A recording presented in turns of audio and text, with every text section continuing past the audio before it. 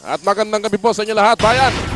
Welcome sa inyong Bayan ng Superstars para sa ikalawang yugto ng game number 1 of the best of 7 series between San Miguel and Purefoods. Right now, it's a 10-point lead to open up the second quarter. Nick Velasco with an offensive rebound.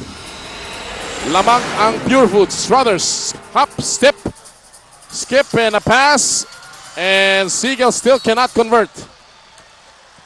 Well, inalis niya partner si Danny Siegel after about 9 minutes, 8 minutes of the first quarter, no? And dito lang niya binalik towards the end. No? Malamig na. Medyo nanlamig siguro na konti. Alam naman natin ito, parang diesel mag-init ito. Oo. Of course, inalis din niya si Racela. Yung dalawang yun actually ang tumutulong sa scoran or sa scoring para kay Struthers. Correct. Noy Castillo off the screen, missing a long-distance shot. Now, when you look at the talent of this Purefoods team, Tommy, makikita mo na talagang bagamat ang San Miguel hasang-hasa sa championship, itong Purefoods talaga may materyales para makipagsabayan sa Purefoods, no? Saka malalim, partner. And now we see Castillo, partner, guarding Struthers. Makikita natin dito, magdo-double early ang Purefoods, no? A different look on defense. Different look, correct. And there was a dribbling violation laban kay Lamont Struthers. EJ File, by the way, is already in the game. So we have the second unit for Purefoods with Castillo, File, and Boyd Fernandez. 3 players who could start in any other team. Patrimonio. Inikot nila. Castillo, laban kay Lamont. Derek Brown. Hindi na kailangan gumawa ng puntos ito si Brown dahil ang daming puntos si Patrimonio. In fact, Brown has only 2 points in the game. Struthers has 8. And Brown is leading the scoring against Struthers, partner. Yes, sa pagdating sa average. 30 mahigit. 19 lang ang average. Eto, dapat gawin ni Struthers ito is low post Castillo. Velasco, inikot nila. Lago will be given that shot. And he has missed all of his attempts here. Struthers, nilabas kay Velasco. To Danny Siegel. Back to Struthers, inside. Difficult shot. And EJ File just stood his ground. Castillo, laban kay Boybits. He can sky. What a move by the Golden Boy. Definitely, partner, we can see the Purefoods team coming out so determined, no? Scrambling defense, running fast breaks against San Miguel. San Miguel now has to regroup, no? Well, ang Purefoods has shown their half-court offense, their fast break, their defense. They've done everything here in the first half. And San Miguel has missed everything they've thrown up. Exactly. Struthers, again, defended well. Alam mo, si Velasco nahihiyang tumira, Tommy. Correct. He's had 2 offensive rebounds. He's not attacked the basket. And it's been all Struthers or Lago.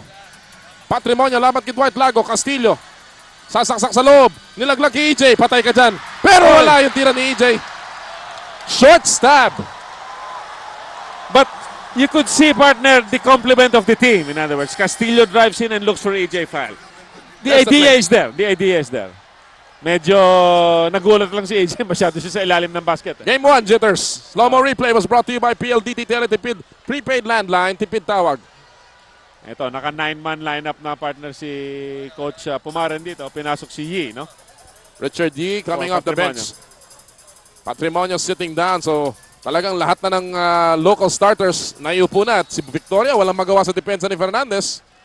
And he will call a 30-second timeout. You missed the part of that play kanina na agaw ng Purefoods ng inbound ng San Miguel. Tapos nagminti si Boyd Fernandez. And San Miguel is back on the attack here. May foul sa ilalim. Noy Castillo will pick up his first foul. Yan ay ikalawang team foul naman ng Purefoods. Look at the numbers here, Tommy, sa ating QuickType board. Brought to you by QuickType, the all-in-one glue technology by Loctite. Talagang offense San Miguel, partner, 14 possessions, 2 points. Medyo pambihira yan. This is when Danny Siegel came out, no? Totoo yan. With Racela, no? Naiupo si Siegel, naiupo si Racela. Wala nang gustong tumira. EJ File, kalawit rebound. The strong move from the big tower, Fernandez. Dalawang minti siya. 2 plays. Richard G. Natapik palabas ni Boybits Victoria. Tumama sa tuhod ni Richard G. Smart play on the part of Victoria. Now Racela checks back in. Definitely, partner. Long overdue. Kailangan. Long overdue. Sabi mo nga, si Victoria is a great offensive player. Maybe an underrated defensive player. But pagdating sa pasahan at saka yung pagtitimon, yung directing the operations on the floor, talaga si Olsen ang hinahanap ng kanyang mga kampi. Definitely. Court generalship. Oh. And when you have a Boyd Fernandez on top of you, hindi madaling mag-court general. Tama yan, partner. Ildefonso, left-handed shot. He has not yet scored here today. nakikita natin, as I said, they're not doubling Ildefonso right away. They're waiting for him to put down the ball. 1-2 dribbles, that's when the double comes. Because at that point, partner, you're semi-committed to shoot. Hindi ka tumitingin sa passing. Yun. And this Purefoods defense respects the passing ability of San Miguel. Especially when you have Ildefonso and Siegel on the floors. EJ. Who has improved a lot, partner, si AJ. No? Actually, wag sila magtaka na si EJ nagiging option sa opensa because he's averaging close to 10 points a game in the semifinals. At kanyang shooting percentage is in the high 50s. Noy Castillo up in the air, in and out. 12 ang abante ng Purefoods, 27-15. San Miguel has not scored here. Struthers gets the foul. Oh! Hindi pumasok. That would have been spectacular again. Talagang madrama ito, partner, si Struthers. Gusto niya, ibibitin pa niya na gusto. Pero ito, hindi na natin sila bibitinin. Paolo Trillo, what's up sa ating Dutch boy? Paint in the huddle. Paolo? Okay, thanks, Nolly. Nanggaling ako dun sa huddle ng San Miguel Beer during that last timeout. At si Coach Jong Wichico egged his boys on to keep on playing. They went through their game plan again. He wants San Miguel Beer to do some things in the offensive end. Sabi nga niya, he wants them to keep squeezing the pick and roll. Right after the pick and roll, he wants his shooters to spot up. Even if they're missing those shots from outside, he goes, guys, let's try to look for the open man outside. Let's take the outside shot because Purefoods has a lot of tall men inside. He doesn't want them to challenge that. Instead, he wants ball movement and he wants his players to make the extra pass. Nolly? Maraming salamat, Paolo. And that's a very interesting point na sinasabi ni Jong Wichico dun sa report na yon, Tommy, na he's not losing his confidence sa kanyang shooters. Definitely not, partner. But as we said, the difference here is the ball movement of San Miguel is good if you double right away. You double Ildefonso right away, you double Struthers right away, then they have good ball movement. But Purefoods is not doing it right away. They're waiting for Ildefonso to put down the ball, then they double. And that has been the difference. A split second lamang sa defensive adjustment, and Purefoods has already checked the offense of San Miguel. Siegel, wala. Rebound is Struthers. Nasapan sa likod pero may foul na naman si Richard G. This is a different Lamont Struthers that we're seeing in terms of rebounding, Tommy. He's already colored 8 rebounds today, 3 off the offensive glass. And parang nakikita niya parang malamya yung paglalaro ng kanyang kakampi. Ako naman ang kakayod ngayon. Talaga, ginagawa niya, partner, the things he wouldn't do before, no? So, malaking bagay yan sa San Miguel if he can bring back this team, especially on offensive rebounds, no? There was a report that the Struthers said a little bit of a problem with his knees early in the conference. Ay, si Joko Diaz. Bisita natin kasama si Paquito, of course. Si Joko will be interviewed at the half. So abangan niyo po yan, ang ating mga bisita sa Bayan ng Superstars. 6:29 remaining dito po sa first half.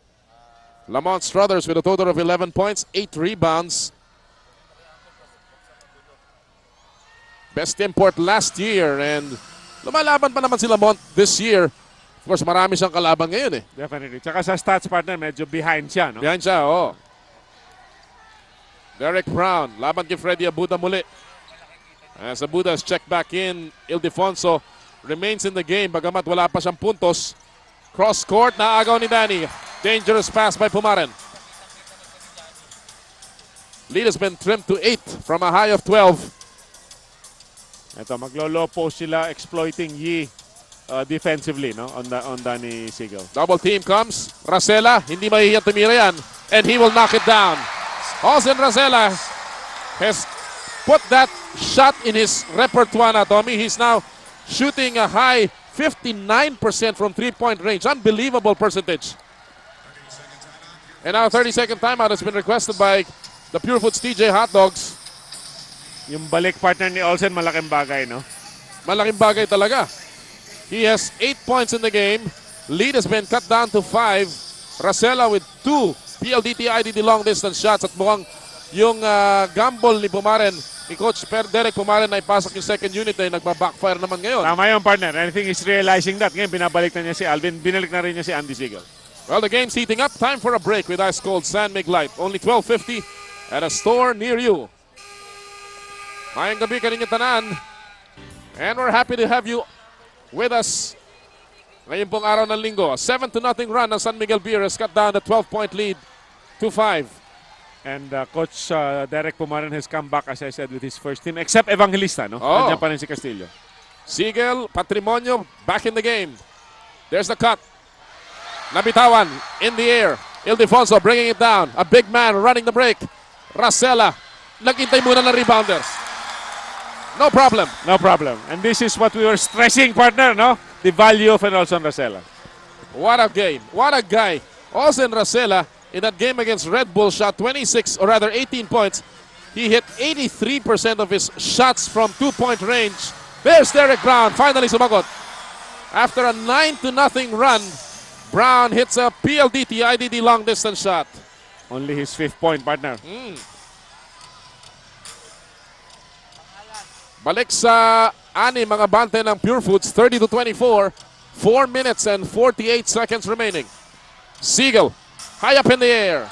No double. No double. One-on-one coverage, almost impossible to stop. They're asking Derek Brown to do it.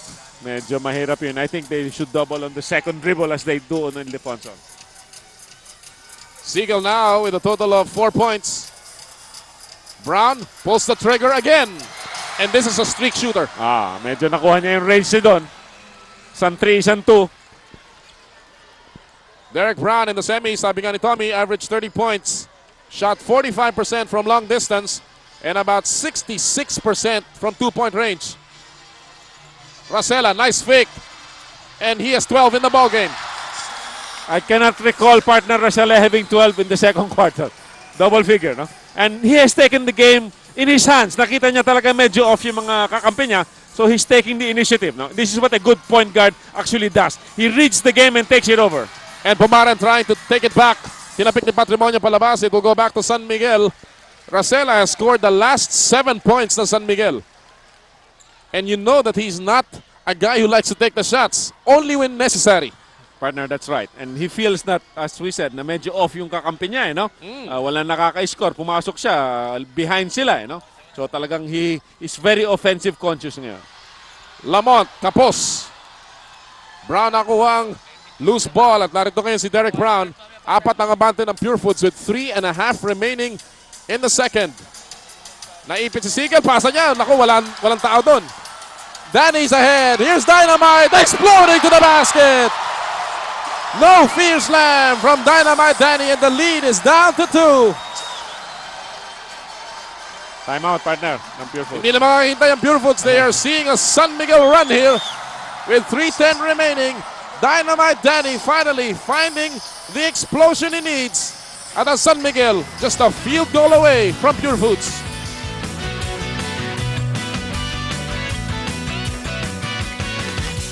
And welcome back mga kaibigan sa inyong bayan ng Superstars. May foul dito na itawag. You know, San Miguel nakabalik dito from a 12-point lead behind the 7 straight points of Olson Racela. He has only missed 1 shot in the first half. From the outside, from the corner court, Olson Racela has been all over. And his former Ateneo point guard has done it against, well, his LaSalle foe, si Dito Pumaren. Olson Racela with 12 points today. Sa first half pa lamang. Castillo supply sa tira, and now San Miguel has an opportunity to tie this game.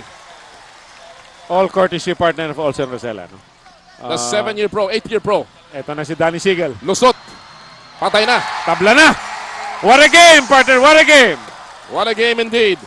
Siegel and Racela combining here. Siegel with 6 second quarter points. He has 8 in the game. Racela with 7 second quarter points. Only 3 players have scored for San Miguel today.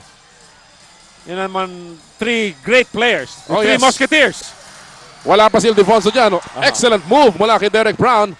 Spinning left, going right, and just a versatile player. We're seeing, partner, the best here. The quality game for the first game sa championship series natin. And we don't expect anything less Definitely. for the entire 7 games. And remember, kung umabot pa tayo ng 7 laro, Pasko tayo maghahatulan kung sino magiging kampiyon ng Governor's Cup. Sablay. Siegel goes up. He has 10 in the game. Ildefonso has struggled here. Really struggled. Yes, partner. And because the big men of Purefoods are no joke. In other words, Talaga. mabibigat talaga yan, in other words. Si Patrimonio, who had 10 points in the first quarter. That's an offensive foul here, laban kay Andy Siegel. Patrimonio, who had 10 points in the first quarter, has not scored here in the second.